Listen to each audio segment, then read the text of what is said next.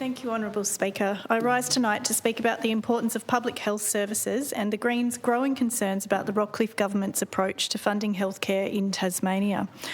I shouldn't have to say it, but apparently I do need to remind some members in this place of this basic fact. Access to healthcare is not only a basic need for Tasmanians, it's a fundamental right.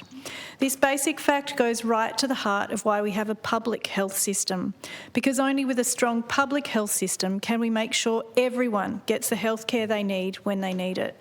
The private sector will never do this. It doesn't want to. It shuts out people who can't pay, and it only delivers services where it can turn a profit. It should be uncontroversial for everyone here to agree with another basic principle, that when it comes to public funds, public services should be the priority, not private ones. But under the Liberals, we are seeing a move towards prioritising funding for private services while the public system continues to fall apart, and it's having a range of consequences. At a time when we are seeing public healthcare services struggling more than ever, they need all the funding they can get. When the government looks at a service in the public system that is starved of funding and chooses to invest in a private alternative instead, they often argue it is taking pressure off the public system. Now, there are obviously examples where the private healthcare system is carrying part of the load, and I'm not arguing that. But when we prioritise funding for a private alternative over the public service, it doesn't relieve pressure. It actually exacerbates the underinvestment problem in the public system.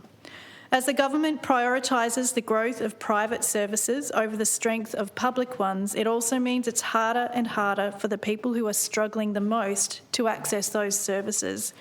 Because many Tasmanians simply can't afford private health insurance and can't afford the fees charged by private providers. Speaker, another area of concern is the reliance we seem to have built on the private system to provide services, where it is only through private providers that you can access a particular type of care or treatment. We've seen the risks of this reliance. Privately run facilities can just shut up shop with little notice, as happened with the St Helens Mental Health Facility in Hobart, a situation that had wide-ranging consequences and left the state scrambling to establish the critical mother and baby unit back in the public system. Speaker, I'm concerned that we are increasingly seeing our public health system reliant on private providers. The more taxpayer money that goes into private health instead of public, the more that reliance will grow. Another effect of the move to more funding for private over public is the patchwork effect it creates. Rather than taking a strategic view and looking at the best bang for our buck and how things work together in a holistic system, we are seeing a bits and pieces approach, a fracturing. Fracturing means more cracks in the system, more gaps for people to fall through, more inefficiency and worse outcomes. Speaker, I'm not sure how much the government's approach has been driven by the so-called small government ideology the Liberal Party is known for, or whether this has been more politically motivated. After all, it's been awfully convenient for the Liberals to be able to make flashy announcements in election campaigns for private providers that are happy to sing their praises.